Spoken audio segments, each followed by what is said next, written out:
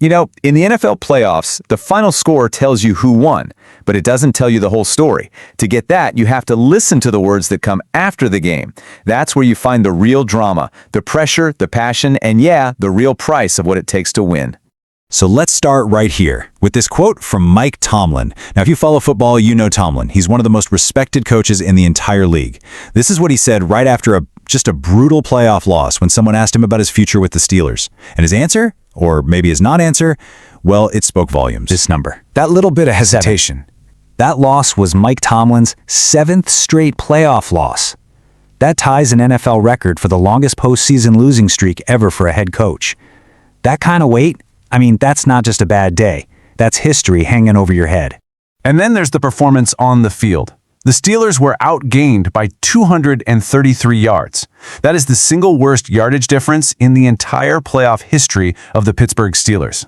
So when you hear Tomlin sidestep that question about his future, you have to realize he's not just processing a loss. He's processing a historically bad one. On the left, you've got this raw, unfiltered locker room clip of Chicago Bears head coach Ben Johnson. And on the right, his much more polished statement to the press. It's the exact same feeling, but this just perfectly shows you that tightrope these coaches have to walk between what they really feel and what they're supposed to say.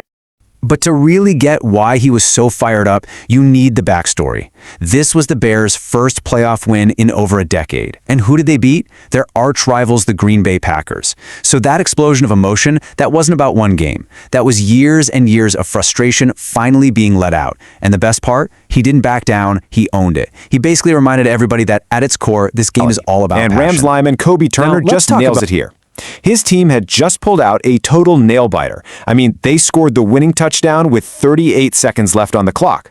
So his words here, survive and advance, that's the absolute essence of playoff football. It doesn't matter how it looks, just win and move on.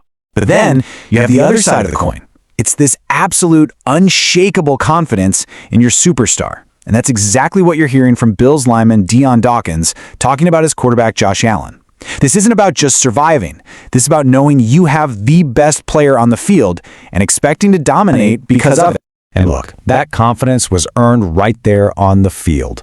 A game-winning drive is exactly what it sounds like. You're behind late and you march down the field to take the lead for good. And that win, it was sealed by Josh Allen's very first game-winning drive in his entire playoff career. For a guy like him, an MVP caliber player, that's more than just a stat. That's a huge moment. That's how you build a legacy. And that's what 49ers head coach Kyle Shanahan is talking about here with his receiver, Juwan Jennings. He's describing this incredible self-belief is the kind of confidence that allows a guy who's normally a role player to just take over a game and become this totally unexpected do-it-all weapon. And I mean, he literally did it all. He had receiving yards, sure, you'd expect that.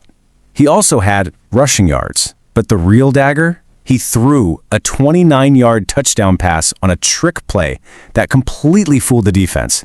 That was the moment of the game. And it came from the guy nobody saw coming. This quote comes from Mike Vrabel, back when he was coaching the Patriots. Now, Vrabel was a player, a tough one, so he knows firsthand how the intensity just ratchets up in the postseason. He's talking about a whole different level of physicality, a mindset that just takes over when your season is on the line. And, well, that tough talk, it has a very real, physical result, a bloody lip. After sealing a big playoff win, one of his own players got so fired up, he gave Vrabel a celebratory headbutt. And, yeah, it split his lip. It's this wild, almost funny picture of just how intense the playoffs can get. But it's his reaction that tells the whole story. He wasn't mad. He totally got it. That bloody lip wasn't an injury to him. It was like a badge of honor. It was the physical proof of that very intensity he was just talking about. The cost of winning in January, worn right there on his face. So when you step back and look at it all, the doubt, the raw hatred of a rivalry, the different ways to win, that physical toll, you're left with a bigger question. Beyond the scoreboard, what do these words really show us about the human drama that's at the heart of all competition?